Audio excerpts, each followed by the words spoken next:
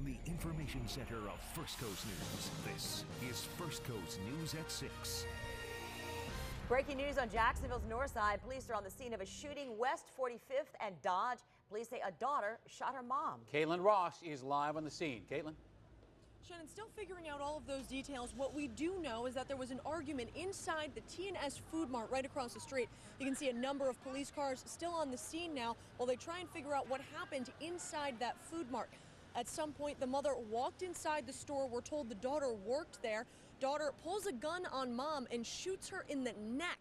Right now, the mother is on the operating table at Shands Jacksonville. The daughter in police custody. Police have interviewed a number of people, and there was quite a crowd here earlier of people who either heard the shots or saw it happen. It actually happened right next to a daycare. We are told, though, that the daycare was not on lockdown or in session when it happened. But you can see TS Food Mart right next to that daycare right there. Again, still waiting on the condition of the mother and the details of the argument that caused that shooting to happen. We are expecting to hear more shortly here on the scene. Reporting live on the north side, Caitlin Ross, First Coast News. Talk about making people mad. 3 controversial school board decisions, 2 already a done deal. All right, laying off teachers, check. Closing a small school, also check. So the one question that remains tonight, which members will give themselves a raise? Last night, Duval County School Board members adopted a state formula that could mean they can give themselves a pay bump. Here's what that means. Board members could make about $2,800 more each year. Right now, they make about $37,000 a year. That's the same salary as a first-year teacher. 14 teachers, though, will be laid off after last night's meeting. First Coast News' Len Keyes begins our team coverage. The Duval County School Board voted unanimously Tuesday night to bring its pay policy into compliance with state law, a vote that would give them a bump in pay if they choose. But along with that vote, criticism from some school board members saying their pay should not be an issue for the public and the media overhyping the issue. Here's a listen to what they had to say. There's just more things to running a school board and operating the school system. Setting policy for a school system than having to deal with issues like this when there are many more important issues that affect our children. We being the public need to understand that board members, just like city council persons and just like all others, are elected officials, and we have a right to do with what we want to do with our money. I agree with Ms. Burney. I was very disappointed in all this, and it just really raises the question of whether or not in our society today, public servants are going to allow their salaries to be dictated by the media and people creating unnecessary and improper criticism because of their taking salary that the legislature determined is a reasonable salary. It was just a media frenzy for nothing. They did a fantastic job of blowing this out of proportion, and it'd be nice if they would actually report on some of the positive things that happen in our schools every now and then. So you may be wondering what a Duval County School Board member does for nearly $40,000 a year. For that, we continue our team coverage with First Coast News' Roger Weeder. Well, school board members I talked to today were quick to point out, as we already mentioned, what they adopted was a pay plan that falls in step with the state. But what they have to decide now is the political cost or potential political cost of taking a pay raise at a time of shrinking budgets for kids and having to furlough teachers.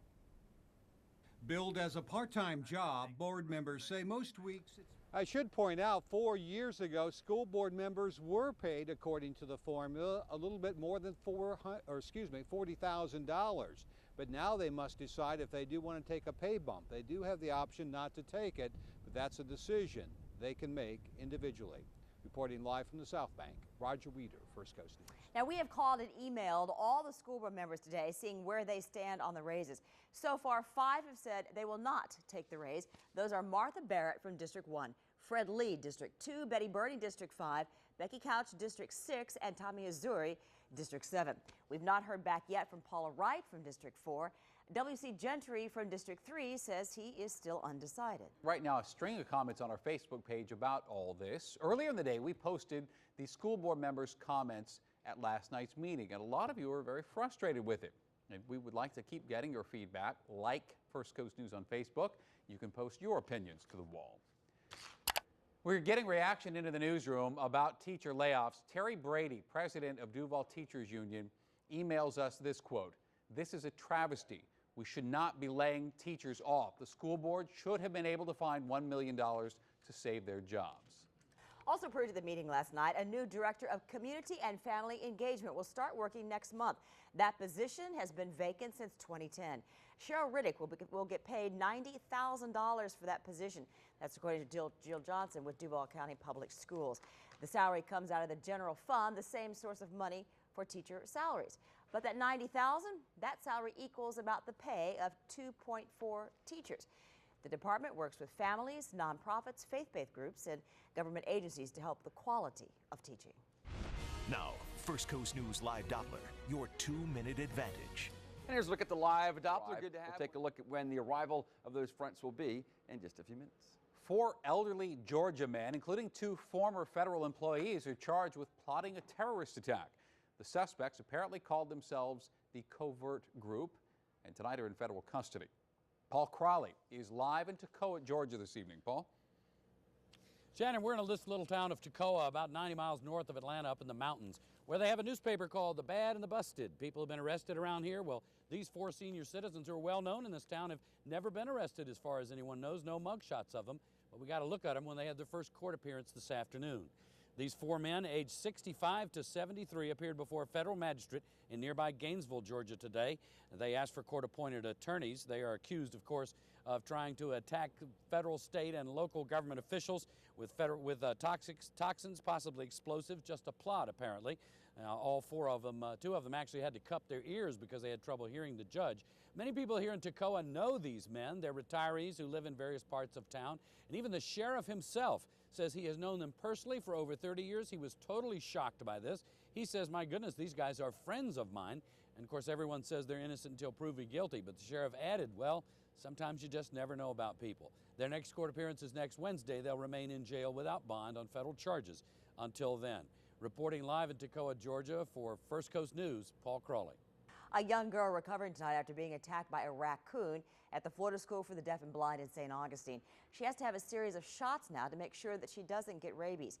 Jessica Clark is live in St. Johns County, and Jessica's been trying to figure out a little bit about her recovery. She's doing okay, though. We hear that she is doing okay. The little girl was bitten 8 times by the raccoon on her hand and also on her foot by the president here at the school, calling her a trooper.